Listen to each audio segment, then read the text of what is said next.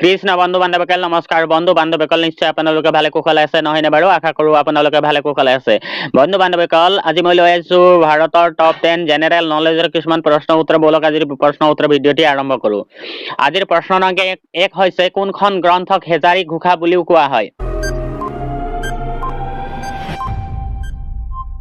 ইয়াৰ উত্তৰ হৈছে উত্তৰ নামঘোষা আজিৰ প্ৰশ্ন নং 2 হৈছে মাধৱদেৱৰ নাটকসমূহক কি নামেৰে জনা যায়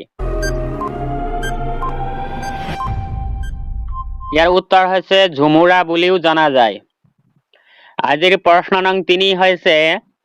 কাণ খোৱা গ্ৰন্থখন কোনে ৰচনা কৰে ইয়াৰ উত্তৰ হৈছে শ্ৰীধৰ কন্দলীয়ে আজিৰ প্ৰশ্ন নং 4 হৈছে কবি মনকৰে কি গ্ৰন্থ ৰচনা কৰিছিল ইয়াৰ উত্তৰ হৈছে পদ্ম পুৰাণৰ অংশ আজিৰ প্ৰশ্ন নং 5 হৈছে আহোম যুগৰ শ্ৰেষ্ঠ কবি কোন ইয়াৰ উত্তৰ হৈছে কবিৰাজ চক্ৰৱৰ্তী আজিৰ প্ৰশ্ন নং 6 হৈছে জ্ঞানপীঠ বঁটাৰে সন্মানিত প্ৰথম অসমীয়া সাহিত্যিকজনৰ নাম কি ইয়াৰ উত্তৰ হৈছে বীৰেন্দ্ৰ কুমাৰ ভট্টাচাৰ্য আজিৰ প্ৰশ্ন নং 7 হৈছে প্ৰথম ৰেকৰ্ডিং কৰা অসমীয়া নাটকখনৰ নাম কি ইয়াৰ উত্তৰ হৈছে ৰুক্মিণী হৰণ আজিৰ প্ৰশ্ন নং 8 হৈছে কোনখন আলোচনী ওলোৱা সময়ৰ পৰা অসমীয়া সাহিত্যৰ আধুনিক যুগ আৰম্ভ হোৱা বুলি কোৱা হয় ইয়াৰ উত্তৰ হৈছে জোনাকী কাকত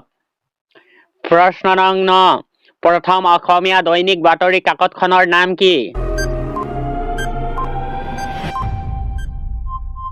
ইয়াৰ উত্তৰ হৈছে দৈনিক বাতৰি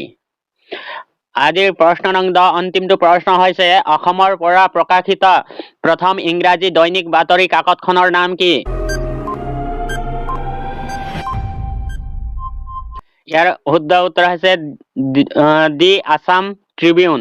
বন্ধু বান্ধৱীসকল আজিৰ প্ৰশ্ন উত্তৰ ভিডিঅ' ইমানতে অন্ত পৰিছে আশা কৰিলোঁ ভিডিঅ'টি যদিহে আপোনালোকক ভাল লাগিলে তে যিমান পাৰে লাইক কৰি দিব শ্বেয়াৰ কৰি দিব আৰু যদিহে আপুনি মোৰ চেনেলত নতুনকৈ আহিছে তেতিয়াহ'লে মোৰ চেনেলটো ছাবস্ক্ৰাইব কৰি থৈ দিব বুলি আশা ৰাখিলোঁ ধন্যবাদ বন্ধু বান্ধৱীসকল জয় আই অসম জয় ভাৰত বন্দে মাতৰম